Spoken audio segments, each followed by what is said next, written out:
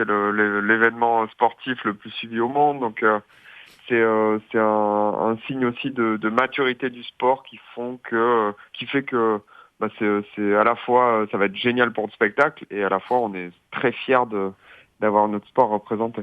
Alors certains sports sortent, d'autres rentrent. C'était une demande ancienne des kitesurfers de rentrer?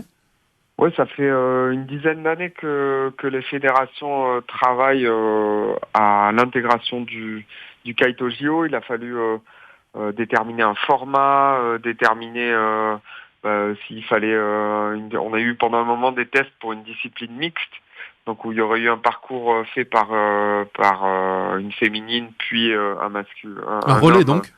un relais.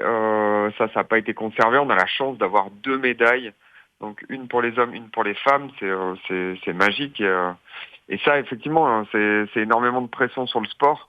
On a un sport qui est très spectaculaire, qui est probablement le sport de voile, sans doute le plus rapide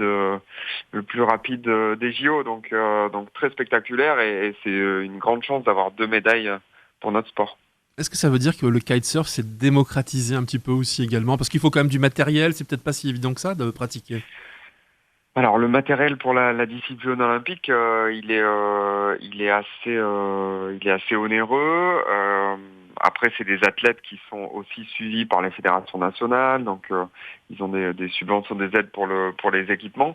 Mais je pense que la fédération internationale de voile cherchait une discipline spectaculaire et, comme tu dis, mondiale ou qui soit pratiquée dans tous les pays du monde.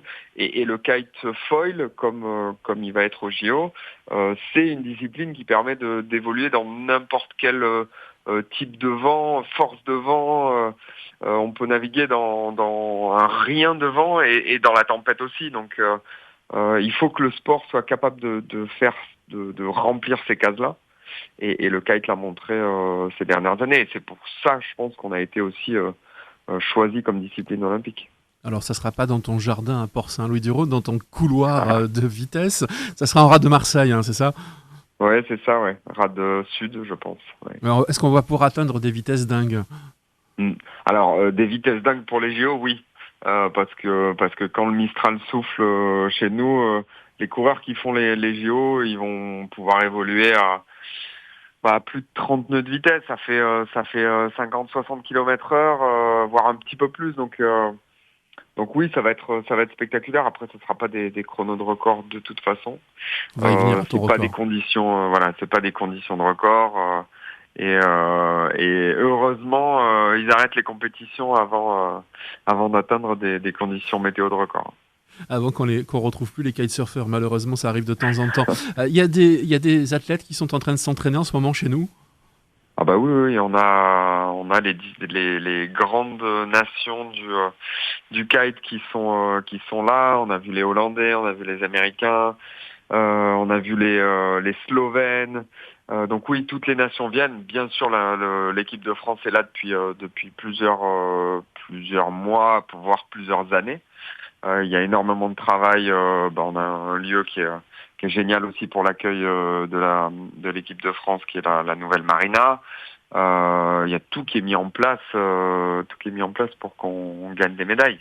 Alors justement, des chances de médaille, on en a une en particulier, c'est une jeune femme qui en Ouais. faisait et qui en fait depuis quelque temps maintenant. Ouais, on a un homme et une femme.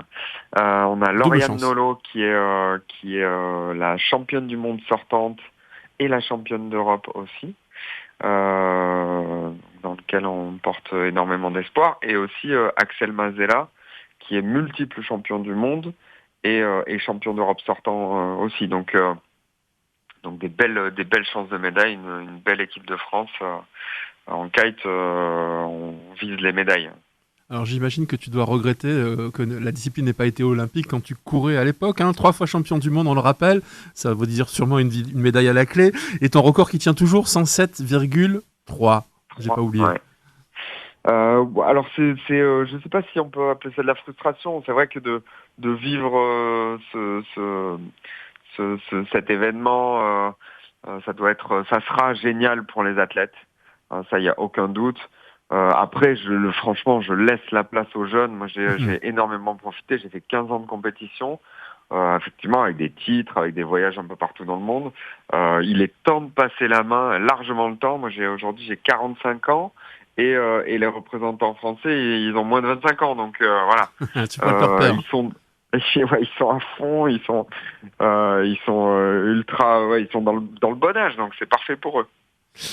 Alors, tu vas pas porter les couleurs de la Flandre, mais tu vas quand même porter le relais de la flamme à Port-Saint-Louis. C'est ce week-end, hein, c'est ça? Oui, ce week-end. Alors, en kite ou parce qu'au début, il était question que tu le fasses en kite.